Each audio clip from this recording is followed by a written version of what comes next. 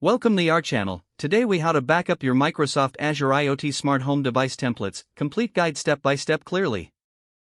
To back up your Microsoft Azure IoT smart home device templates, begin by logging into your Azure portal. Navigate to the IoT Hub section from the left-hand menu. Select the specific IoT hub where your device templates are stored. In the IoT Hub menu, locate and click on Device Management.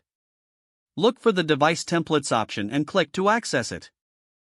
Identify the device template you wish to back up from the list presented.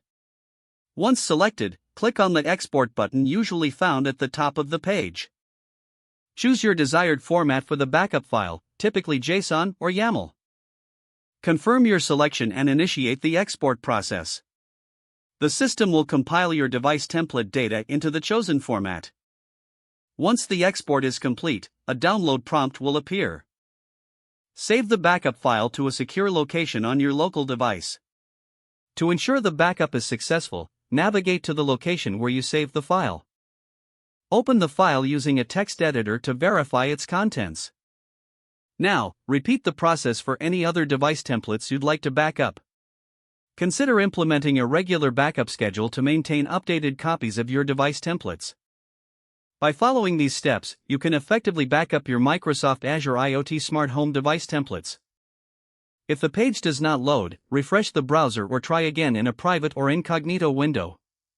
Make sure you are using the correct email address, then retype it carefully to avoid small typos. If your password is not accepted, use the reset option. Check your spam folder for verification or security emails, then complete any requested confirmation steps. Enable two-factor authentication if available to improve account security and reduce unauthorized access risk. After signing in, review your profile details so your contact information and settings are accurate and current. If you see an error message, note it down and try again after restarting your device and internet connection. Log out when you finish, especially on shared devices, to keep your account and payment information secure. If the page does not load, refresh the browser or try again in a private or incognito window.